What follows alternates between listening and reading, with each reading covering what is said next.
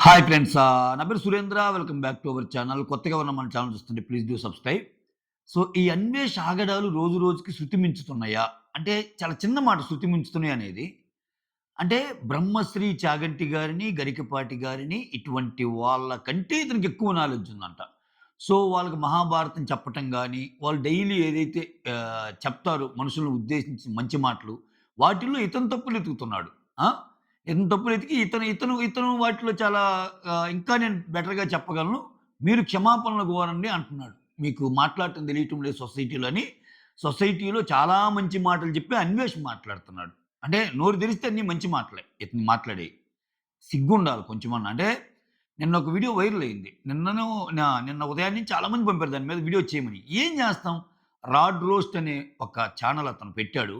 అతనితో ఇతను మాట్లాడిన మాటలు ఇంటే ఇంక ఫీజులు ఎగిరిపోతాయి. ఇంకంటే ఇంగా అది ఎటువంటి వీడియో అంటే చెప్పటం పక్కన పెట్టేసేయి. చెప్పటం జనాలకి చెప్పాలంటే కొంచెం సిగ్గుంటది అటువంటి వీడియోస్. కనీసం కొంచెం మనకు మనం వినటానికి గూడా కొంచెం అటు ఇటు చూసి ఇయర్ ఫోన్స్ పెట్టుకోవాల్సిన వీడియో అది. అంత దరిద్రమైన మాటలు. ఆ! దాంట్లో లేడీస్ గురించి అతను చెప్పే మాటలు, మనుషుల్ని ఎలా వాడాలి అని చెప్పే తత్వం. ఇదంతా మళ్ళా ఆయన గరికపాటి గారి, చాగంటి గారి మీద చేసిన వీడియోలో ఇతను ఒక బ్రహ్మగా, ఒక క్రియేటర్‌గా క్రియేట్ చేసుకుంటా, నేను బ్రహ్మ, మీరు విష్ణు, అతను మహేశ్వరులు. సో, మనం అందరం పండిత పుత్రులం. సో, మనతోనే స్టార్ట్ అయింది. మనం అందరం వేదాలు, ఉపనిషత్తులు బాగా చేయగలమని చెప్పి వాళ్ళిద్దరిని ఇతనితో కలుపుకున్నాడు. ఇంతకు మించి ఇంక లేదు స్వామి. ఇంక ఇది పీక్స్. ఓకే. సో, ఇంకా ఇంకా అతనేమంటాడు, ఈ రాడ్ రోజ్ పెట్టిన వీడియోస్ అయితే ఇంకా అరాచకం ఇంకాయన. అంటే నేను ఒక జగన్నాటక సూత్రధారిని, మొత్తం జగన్నాటకం నడిపిస్తున్నా. ఆయన గురించి కష్టపడే కొంతమందున్నారు పాపం. ఆ! వాళ్ళని గూడా వాడేముందిరా వాడు కష్టపడని వాడంతే వాడికేం తెలీదురా అని అంటం. అంటే మనుషుల్ని ఎలా వాడాలి, ఎంత కన్నింగ్‌గా ఉండాలనేది ఇతనొక బుక్ రాయొచ్చు. ఓకే. ఇతను ఎగ్జాంపుల్‌గా పెట్టి. ఇంకొకటేందంటే అతనే ఒప్పుకుంటున్నాడు. అది ఎవరో చెప్పబల్లే. కామెడీ ఏందంటే అతనే ఒప్పుకుంటున్నాడు. నేను ఇటువంటోడిని. నేను ఇదంతా చేస్తున్నానంటే ఒక పర్పస్ కోసం. ఏందిరా మిగిలినోళ్ళందరూ టమోటాలకి ఇసిరేస్తాను. టమోటాలకొస్తే నేను మాత్రం వజ్రాలు సంపాదించుకునే విధంగా ప్లానింగ్ నాది అని చెప్తా, అతను మాట్లాడిన మాటలు ఎంత జుగుప్సాకరంగా ఉన్నాయంటే అంత జుగుప్సాకరంగా ఉన్నాయి. ఓకే. సో, అసలు ఏంటి? ఇతని ప్లాన్ ఏంటి? అతను మాట్లాడేదేంటి? అతను చేస్తుందేంటి? సో, ఇక్కడ కొంతమంది కమెంట్ చూస్తే అది నిజమేనేమో అనిపిస్తుంది. ఒక కమెంట్ చూశాను నేను. అతను పెట్టిన కమెంట్ ఏందంటే, అన్వేష్‌కి ఎవరో బాగా డబ్బులెక్కువున్నాయి గాబట్టి ఖచ్చితంగా ఆహ్, ఎవరు లాస్ట్ 1 వీక్ బ్యాక్ మన 'బిగ్ బాస్‌లో' కూడా పార్టిసిపేట్ చేస్తారు. బాబు గోగినేని. "నువ్వు డబ్బులు బాగున్నాయి అంటున్నావు గదా! డబ్బులు బాగుంటే ఒక మంచి లాయర్‌ని హైర్ చేసుకోవడానికి అవన్నీ కావాలి. నీ మీద అన్ని కేసులున్నాయి. సో, అన్ని కోట్లు, ఇన్ని కోట్లు సంపాదించా అంటున్నావు గదా! అవి ఉపయోగపడతాయి నీకు" అన్నట్టు అంటాడాయన. సో, దానికి రిలేటెడ్‌గా సోషల్ మీడియాలో కమెంట్ చూసి ఏంటంటే ఆహ్, ఎవరో ఇతనికి సలహా ఇచ్చుంటాడు ఒక లాయరు. ఏం సలహా ఇచ్చుంటా అంటే, "నీకు మతి భ్రమించి పిచ్చోల్లాగా అయిపోయాను" అని మనం ఎవరైనా కేసులు పెట్టినా, మనల్ని మనం డిఫెండ్ చేసుకోవడానికి నాకు మతి భ్రమించింది కాబట్టి ఇలా మాట్లాడుతున్నాను అన్నట్టు మనము ఆహ్, మన వాదనని వినిపించొచ్చు. దానికి అనుగుణంగానే మనం నువ్వు వీడియో స్టార్ట్ చెయి.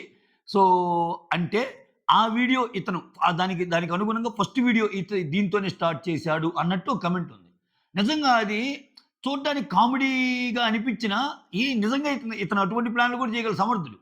ఇవంతా అయిపోయాక, సో, నాకు మతి భ్రమించింది కావాలంటే చూడండి నేనెంత, నా అధికారం ఎంత, నేను చాగంటి గారిననే అంతటోన్నా, నేను గరికపాటి గారిననే అంతటోన్నా, నాకు భ్రమించింది మైండు. కాబట్టి నేను చూడండి అసలు నేను చెప్పిన విధానంగానంతా అని అతను వీడియో సబ్మిట్ చేసినా గాని అక్కడ నమ్మే విధంగా ఉంది. సో, ఇటువంటి ప్లాన్ కూడా ఇతనేసినా గాని చెప్పలేం. అంటే ఇతను దేనికైనా సిద్ధుడమ్మబ్బా! దేనికైనా సిద్ధం. దేనికైనా సిద్ధం. ఎటువంటి రచ్చ అంటే అటువంటి రచ్చలేపుతున్నాడు. అంటే ఇంకసల ఒక పక్క సోషల్ మీడియాలో చూస్తుంటేనేమో ఆల్మోస్ట్ అయిపోయింది. లుకౌట్ నోటీసులు పంపించారు. జైలుకెళ్తున్న అన్వేష్ ఇంక ఛానల్ ఔట్, ఛానల్ ఖతం ఇటువంటివి వస్తున్నాయి. అతనేమో నింపాదిగా వీడియోస్ పెట్టుకుంటా ఉన్నాడు. అంటే జనాలకి అర్థం కానిదేందంటే, ఇన్ని మంది రిపోర్ట్‌లు కొడుతుంటే, ఇంతమంది ఇది జేస్తుంటే, ఇంతమంది ఈ కంటెంట్‌ని వ్యతిరేకిస్తుంటే ఏంటి? ఆ! ఎందుకు ఇలా జరుగుతుంది అని. సో, ఇక్కడ యూట్యూబ్ ఛానల్ వాళ్ళకి కొన్నుంటాయి. అంటే ఇక్కడ యూట్యూబ్ ఛానల్ అసలు ఎలా స్టార్ట్ అయిందని తెలిస్తే మతిపోద్ది. నేను ఒక విషయం నా లా లాస్ట్ టైమ్ నా ఫ్రెండ్‌తో మాట్లాడేటప్పుడు ఒకతను షేర్ చేసుకున్నాడు. నాకు నిజంగా మైండ్ బ్లాంక్ అయింది. సో, యూట్యూబ్ ఛానల్ ఫస్ట్ ఒక డేటింగ్ యాప్ కింద స్టార్ట్ అయిందంట. Subject to correction. అంటే అతను చెప్పిన మాటలు నేను కోట్ చేస్తున్నా. ఏంటి ఇప్పుడు నువ్వేదన్నా ఒక వ్యక్తి నువ్వు ఒక అమ్మాయికి ఏదైనా ఒక సందేశం ఇవ్వాలంటే నువ్వు చెప్తే, మళ్ళా ఆ అమ్మాయి సందేశం ఇవ్వాలంటే అక్కడి నుంచి ఒక వీడియో చేసి పెడితే ఇట్లా, అట్లా, ఇటు ఆయన, అటు ఆయన. అట్లా స్టార్ట్ అయింది. చివరికి 2005 అనుకుంటాను. Yeah! So, 2005, 2004 subject to correction. ఆ టైంలో ఇంకా మీ ఐడియాలని షేర్ చేసుకోండి అనే ఒక ప్రాతిపదిక మీద దాన్ని మలచటమైంది. సో, ఆబ్వియస్‌గా వాళ్ళకేం గావాలి? వాళ్ళకి కంటెంట్ గావాలి. ఆ కంటెంట్ జనరల్‌గా ఈ యూట్యూబ్ ఉందెందుకు? యూట్యూబ్ ఉంది నీకిష్టమైన ఫీల్డ్. ఒకవేళ నీకు టీచింగ్ ఫీల్డ్ అయితే టీచింగ్, ఎడ్యుకేషన్ అయితే ఎడ్యుకేషన్, ట్రావెలింగ్ అయితే ట్రావెలింగ్, లేకపోతే ఆహ్, ఇంక చాలా కుకింగ్ అయితే కుకింగ్. సో, ఎంటర్‌టైన్‌మెంట్ అయితే ఎంటర్‌టైన్‌మెంట్. మూవీ స్టఫ్ అయితే మూవీ స్టఫ్. కాంటెంపరరీ పాలిటిక్స్ అయితే అది. ఇట్లా రకరకాల కంటెంట్‌ని ఇది జేస్తారు. అందుకే నీకు ఒక ఛానెల్‌ని డిఫైన్ చేసినప్పుడు కూడా కేటగరీ ఏదని సెలెక్ట్ జేసుకోమంటారు. అయితే ఇది ఎలా తయారవుతుందంటే, ఒక ఇద్దరు యూట్యూబర్లు కొట్టుకుంటే పెద్ద పెద్ద యూట్యూబర్లు వాళ్ళ గురించి మొత్తం మాట్లాడుకునే సిట్యుయేషన్‌కొచ్చేసింది. అదే పెద్ద కంటెంట్ అవుతుంది. దానికి ఆద్యుడు ఇతనే. ఎవరు? అన్వేష్. అతనికేందంటే సిట్యుయేషన్ ఏదైనా, టాపిక్ ఎవరిదైనా ఇతను చుట్టూ తిప్పుకోవాలి.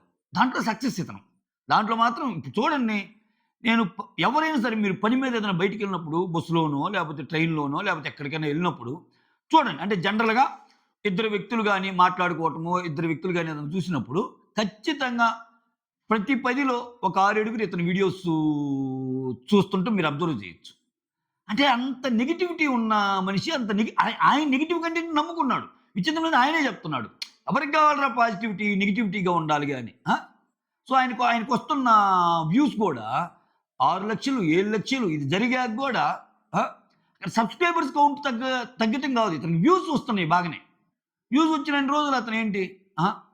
ఒక ఒక ఒక లెవెల్ పెంచాడు. అది పిచ్చి కోసం పెంచాడా? చపలమా? లేపోతే నాకు పిచ్చుంది లేపోతే నేను కొంచెం తేడా మైండ్‌లో ఉన్నాను గాబట్టి ఇవన్నీ కన్సిడర్ చేయొద్దు అని ఇక్కడికొస్తే ఏదన్నా దాన్ని ఒక సాక్ష్యం కింద వాడుకోవటానికి ఇటువంటి యూట్యూబ్‌లు పెడుతున్నాడు. రకరకాల అనుమానాలు. రకరకాల చర్చలు. అబోవ్ ఆల్ మళ్ళా ఏంటి ఇతను వేరే కంట్రీలో కొన్ని కంట్రీస్ ఎలా ఉంటాయంటే, కొన్ని కంట్రీస్‌లో సిటిజన్‌షిప్ తీసుకోవాలంటే అంత కఠినమైన రూల్స్ ఉండవు. వాళ్ళ కంట్రీలో కొంత ఇన్వెస్ట్ చేయాలి. కొన్ని కోట్ల రూపాయలు ఇన్వెస్ట్ చేసి సిటిజన్‌షిప్ ఇచ్చేస్తారు. ఎందుకంటే వాళ్ళ కంట్రీ ఎకానమీకి ఉపయోగపడుతున్నారు కాబట్టి. సో, అయితే దానికి మెయిన్ ఏందంటే మన ఇండియా నుంచి ఒక క్లీన్ చిట్‌తో ఎళ్ళాలి. అంటే ఒక క్లియరెన్స్ అనేది ఉండాలి. పోలీస్ స్టేషన్‌లో నా మీద ఏం కేసులు లేవు. సో, నేను శుద్ధపూసని. నా మీద ఏం లేవనేది ఒక క్లియరెన్స్ ఉండాలి. ఒకవేళ అట్లా ఏదన్నా తీసుకోవాలనుకో అంటే ఎన్ని డౌట్‌లు ఇతని మీద మామూలు చెక్ జరగటంలా. అతను ఎందుకంత డేర్‌గా ఉన్నా అంటే ఆల్రెడీ ఆయన ఇంకా వేరే కంట్రీ సిటిజన్‌షిప్ తీసుకున్నాడు. ఇంక మనోళ్ళు ఏమి నోటీస్ ఇచ్చినా, ఏం చేసినా ఏం చేయలేరు అన్నట్టు. బట్ దానికి సబ్ క్లాజ్ ఏందంటే, ఒకవేళ అతను సిటిజన్‌షిప్ తీసుకోవాలి అంటే, ఇక్కడ నీకు క్లియరెన్స్ ఉండాలి. ఇండియాలో నేను ఏం తప్పులు చేయలేదని. అది సాధ్యమా? అన్ని కేసులున్నాయి.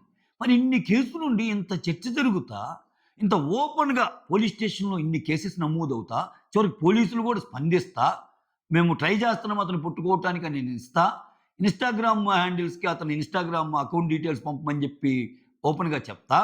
సో, ఇట్లా సజ్జనార్ లాంటి పర్సన్స్ రంగంలోకి దిగబోతున్నారని న్యూస్‌లొస్తుంటే, ఇవన్నీ వస్తున్నా గాని అసల చీమ గుట్టినట్టు గూడా గాకుండా డోస్ పెంచి చేస్తుంటే ఇతన్ని ఏమనాలి? ఇతని పిచ్చా? చపలమా? ఇప్పటికైనా ఏదైనా పరివర్తనొచ్చి మారతాడు. అసలు పరివర్తనొచ్చి మారినా క్షమించకూడదనే వాళ్ళు ఎక్కువ మందున్నారు. కొంచెమో గొప్పో జాలి హృదయం ఉండేవాళ్ళు ఏమోలే ఎదవా వాడేదో ఒకటి చేశాడులే అన్నట్టు. అంటే ఇతను ఏ టైప్ అంటే ఒక వైట్ కాలర్ హ్మ్. వైట్ క్రిమినల్ అంటాం చూసావా? అంటే ఫిజికల్‌గా వీళ్ళు చేసే పనుల వల్ల బ్లడ్ షీట్, రక్తపాతం ఇయన్నీ ఏమి రావు. కానీ ఇతని మాటలు ఆ విధంగా ఉంటాయి. ఇతని మాటలు సొసైటీకి చాలా హానికరం. చాలా హానికరమైన మాట. అంటే ఇతని వీడియో చూసి ఇది నేర్చుకోవచ్చు అనటానికి ఏముండదబ్బా! ట్రావెలింగ్ వీడియోస్ మాత్రమే చూస్తుంటే, ట్రావెలింగ్ వీడియోస్‌లో మంచి పట్టుంది. ఎడిటింగ్ బావుంటది. సో, డ్రోన్ షాట్స్ బావుంటాయి. ఎక్సలెంట్‌గా ఉంటాయి. అవి తప్పితే హ్మ్. ట్రావెలింగ్ వీడియోస్ తప్పితే. కొంచెం ఇతను చేసిన మంచి ఏదన్నా ఉందంటే బెట్టింగ్ యాప్స్‌లో లాస్ అయినోళ్ళకి డబ్బులిచ్చాడు. అది తప్పితే ఇతను రెగ్యులర్‌గా టైం లేనప్పుడు ఒక చెట్టు కిందో, దేని కిందో కూర్చొని మాటలు చెప్తాడు చూసావా? అది ఎంత ట్రాష్ అంటే అంత ట్రాషే. అంటే ఏ ఎక్స్‌టెంట్‌కైనా వాడతాడు. ఏ దేవుడి మీదైనా ఒట్టేసి ఇక నుంచి నేను అబద్ధం చెప్పనంటాడు. నెక్స్ట్ మినిటే అబద్ధం చెప్తాడు. ఇక నుంచి నేను బూతులు వాడనంటాడు. నెక్స్ట్ మినిటే బూతులు వాడతాడు. అంటే అబద్దాలని అవలేలగా అవ్ విచిత్రం ఏందంటే ఇతని దాని కింద కమెంట్స్ భలే వెరైటీగా ఉంటాయి. లేదన్నా నువ్వు చెప్పే మాటల్లో న్యాయం ఉంది. ఇప్పటికి ఇంత జరిగాక, ఇంత ఎక్స్‌పోజ్ అయ్యాక అతనేంటని తెలిసి, ఇంత సోషల్ మీడియాలో వింటున్నాక, ఇన్ని లీక్స్ వస్తున్నా గూడా లేదన్నా నువ్వు కలియుగ బ్రహ్మం అన్నా అని ఒకడంటాడు. నువ్వు చెప్తున్న దాంట్లో నిజముందన్నా పిచ్చోళ్ళకి చాలా మందికి అర్థం కావట్లేదు అంటాడు. ఏమిరా నీకు అర్థమైంది? ఏమి నీకు అర్థమైంది? ఆయన చెప్తున్నదంతా ఏమర్థమైంది? ఏదన్నా మంచి విషయం నీ లైఫ్‌కి ఉపయోగపడేది ఏమన్నా ఉందా? ఎట్లా సంకనాకి పోవాలి? ఎట్లా జీవితాలు ఇది గావాలి? ఎట్లా పొల్యూట్ అవ్వాలి? ఎట్లా ఇది తప్పితే ఏమన్నా ఉందా? సో, క్యాష్ చేసుకుంటున్నాడు ఇతను. ఏంటంటే, ఇక్కడ దానికి తోడు ఇతను వేరే ఇప్పుడు అతనేంటి ఇతనికి అగైనెస్ట్‌గా ఆయనొచ్చాడు. ఏజుడ్ అనే అతను. ఇతను వాళ్ళని కమెంట్ చేసాడని చెప్పి అతను కూడా దిగాడు. ఇప్పుడు అతనేమంటున్నాడు? సో, నేను చెప్పే విధానం బాగా బయటికెళ్ళాలి. అన్వేష్ గాడి మీద నా పోరాటం బాగా కంటిన్యూ అవ్వాలంటే లైకు, షేరు గుద్దండి అంటున్నాడు. ఇదొకటి అర్థం గాని కాన్సెప్ట్ యూట్యూబ్‌లో. ఇప్పుడు నా కంటెంట్ నచ్చితే నన్ను లైక్ చేయండి. నా కంటెంట్ నచ్చితే సబ్స్క్రైబ్ చేయండి అనేది ఒకటి. ఎలా తయారవుతుందంటే, అన్వేష్ మీద కోపం ఉంటే ఇక్కడ లైక్ గుద్దండి అంటే ఎందుకు ఆయన మీద కోపం నీ మీద ఎందుకు లైక్‌గా మారాలి? ఎదగటం. అంటే ఇదొక స్ట్రాటజీ. అర్థమవుతుందా? ఇదొక స్ట్రాటజీ. లైక్, షేర్ కొడితే బలంగా ఎళ్ళిద్ది ఒపీనియను. ఇప్పుడు అతని ఛానెల్ దిగిపోవాలి. అతని కంటెంట్ పోవాలి. అది ఓకే. నీ కంటెంట్ ఎదగాలంటే ఇప్పుడు అన్వేష్ నెగెటివ్‌గా ఉన్నాడు కాబట్టి ఇట్లా. అంటే ఎట్లా తయారైందంటే ఇప్పుడు హాయ్ ఫ్రెండ్స్ నేను చెప్పేది నచ్చుతుంటే మీకు సబ్స్క్రైబ్ కొట్టండి. ఒక లైక్ కొట్టండి. అది నేను చెప్పేది నచ్చుతుంటే అంటంలో మీనింగ్ ఉంది. ఎట్లా తయారైపోయిందంటే యూట్యూబ్ ఛానెల్స్ గూడా సో, మీకు చిరంజీవి గారు నచ్చితే కొట్టండి. మీకు జూనియర్ ఎన్టీఆర్ నచ్చితే నా ఛానెల్ సబ్స్క్రైబ్ చేయండి. ఇంకా బిగ్ బాస్ వచ్చిందనుకో బిగ్ బాస్‌లో అతను చేసిన తప్పంటే అతను ఆ తప్పుని బలంగా చూపియాలంటే మీరు లైక్ బటన్ పగిలిపోవాలంటారు. ఏం పగిలిపోయేది? అతను చేసిన తప్పైతే నీకు లైక్ బటన్ పగిలిపోయి నీకెందుకు కనక వర్షం రావాలి? ఇప్పుడు ఒక కంటెస్టెంట్ నచ్చాడు బిగ్ బాస్. అతను ఆ కంటెస్టెంట్ నచ్చితే లైక్ కొట్టండి అంటారు. అసలు ఆ కంటెస్టెంట్ నచ్చడానికి నీకు లైక్ కొట్టడానికి ఏమన్నా అర్థం ఉందా? నీకు లైక్ కొట్టాలి అంటే నువ్వు చెప్పే విధానం బాగుండాలి. అది అడుగు. నేను చెప్పే విధానం బాగుంటే లైక్ కొట్టండి. నా కంటెంట్ నచ్చుతుంటే లైక్ కొట్టండి అని. అంటే క్యాష్ చేసుకోవటం ఇదంతా. సో, ప్రభాస్ ఫ్యాన్స్ అనుకో, సో, ప్రభాస్‌కి నిజంగా మీరు అభిమానమైతే లైక్ కొట్టండి. 'రాజా సాబ్' సూపర్ డూపర్ హిట్ అవుతుందని కోరుకునే వాళ్ళందరూ, అది ఎక్సలెంట్‌గా ఆడబోతుందనే వాళ్ళందరూ ఒక లైక్‌తో సమాధానం చెప్పండి అంటే, ప్రభాస్ ఫ్యాన్స్ అందరూ నీకు లైక్‌తో సమాధానం చెప్తే, ఎవడి బ్యాంక్‌రా నిండేది? ఎవడి బ్యాంక్ బ్యాలెన్స్ నిండేది? నీకేగా బ్యాంక్ బ్యాలెన్స్ నిండేది. ఆ! అంటే చూడండి ఇంక జనాలేందంటే ఈ 18-22 రేంజ్, 23 రేంజ్ ఉండేవాళ్ళు మరీ దారుణం. వాళ్ళసలు తప్పేది, ఒప్పేది ఇటువంటి కామెంట్లు కూడా ఎక్కువ ఆ ఏజ్ గ్రూప్ నుంచే వస్తాయి పాపం. అంటే వాళ్ళకి కొంచెం ఇంకా సొసైటీలో తెలుసుకోవాల్సిన విషయాలు ఇంకా అంత నలిగి ఉండరు సొసైటీలో. ఎందుకంటే అప్పటిదాకా పెరిగుంటారు. పేరెంట్స్ నుంచి డబ్బొస్తుంటది. పేరెంట్స్ నుంచి డబ్బొచ్చేటప్పుడు ఏం తెలిసిద్ది చదువుకునే ఏజ్‌లో. ఇవన్నీ చూస్తా ఇట్లా ఇదంతా నిజమే అనే భ్రమలో ఉంటారాళ్ళు. కానీ ఏది నిజం, ఏది అబద్ధం అని తెలుసుకునే టయానికి ఈళ్ళ అసలు రంగులు బయటకొస్తాయి. సో, ఒక్కోసారి మోసం చేసేవాడిది ఎంత తప్పో, మోసపోయేవాడిది కూడా అంతే తప్పంట నేనైతే. సో, చూడండి. ఓకే. ఎంత అంటే ఇతని ధైర్యం ఏంటో నాకు అర్థం కావట్లేదు ఫస్ట్. ఎందుకంత ధైర్యంగా ఉన్నాడు? సో, ఆ కమెంట్ పెట్టినట్టు సో, నాకు నాకేదో పిచ్చి ముదిరింది అని చెప్పి అట్లా ఆయన కామెడీగా కమెంట్ పెట్టినా ఏంటి అది నిజంగానే ఇతను ప్లాన్‌లో భాగమా? ఆ! లేకపోతే అసలతను భయం లేదు. అతను దేనికైనా ఇదేను అన్నట్టు చూపిచ్చే ప్రయత్నమా? లేకపోతే ధైర్యంగా చూపిస్తా లోపల భయపడే తత్వమా ఆయనది? అహా! అర్థం కాల. విచిత్రం ఏందంటే ఆయనకి ఒక్కసారన్నా సరే ఇంత తప్పులు చేసినప్పుడు, ఇంతమందిని జేసినప్పుడు, ఇంతమంది లేడీస్ గురించి అలా మాట్లాడినప్పుడు, ఒక్కసారైనా మూల్యం చెల్లించుకోగలిగితే అప్పుడేందంటే ఇంకో వేరే వాళ్ళకి ధైర్యం రాదు. ఆ ధైర్యాన్ని చంపేసినట్టనమాట. సో, అలా గాకుండా వేరే రకంగా అంటే ఇప్పుడు ఇతను పడిపోయాడు కాబట్టి మేము బెరగాలి. ఇతని దీని మీద మేము బెరగాలి అనేది పక్కన బెట్టి, ఇతను ఏదైతే చేశాడో దానికేం జరగాలి? సో, అతనికి ఏ శిక్ష పడాలి అనే దాని మీద మాట్లాడితే ఓకే. సో, అట్లా గాకుండా అతను అతను నచ్చలేదు కాబట్టి మాకు సపోర్ట్ చేయండి, మేము చించేస్తాం అన్నట్టుగా ఇంకొంతమంది పుట్టుకొస్తున్నారు. సో వీళ్ళు అసలు ఏం తప్పు చేయనోళ్ళంటే ఎవడు తప్పు చేయడు. ప్రతి మనిషిలో తప్పు ఉంటది. నువ్వు చేయవో తప్పు, నేను చేయనా, ఇంకోటి చేయడా, ఇంకోటి చేయడా. చిన్న చిన్న తప్పులు, చిన్న చిన్న మాట తప్పులు ప్రతి జీవితంలో ప్రతి ఓడు చేస్తాడు. కానీ వీళ్ళు ఎంత బాగా చెప్పుకుంటారంటే అసలు మేము శుద్ధ పూసలం, ధర్మాన్ని రక్షించడానికే మేమున్నాం అన్నట్టు చెప్తారు కొంతమంది యూట్యూబర్లు అయితే. అది అసల అంటే మేము సమాజ సేవ కోసమే యూట్యూబ్‌లోకి వచ్చామని. ఎవడు సమాజ సేవ కోసం అంటే కొన్ని కొన్ని పదాలు గూడా. ఒక యుద్ధం చేస్తున్నాం, ఈ అంశాల మీద యుద్ధం ప్రకటించాం అంటాడు. ఏంటి యుద్ధం ప్రకటించడం? ఒక ట్వీట్ ఏసి, ఒక మాట చెప్పి, ఇట్లా చెప్తే యుద్ధం ప్రకటించడమా? రియల్ గ్రౌండ్‌లోకెళ్ళి పోరాడినోళ్ళు గదా యుద్ధం. రియల్ గ్రౌండ్‌లోకెళ్ళి ఏమి ఆశించకుండా చేసినోడు కదా యుద్ధం. నువ్వు యుద్ధం ప్రకటించాని వీడియో వస్తే నీకు డబ్బులొస్తాయి.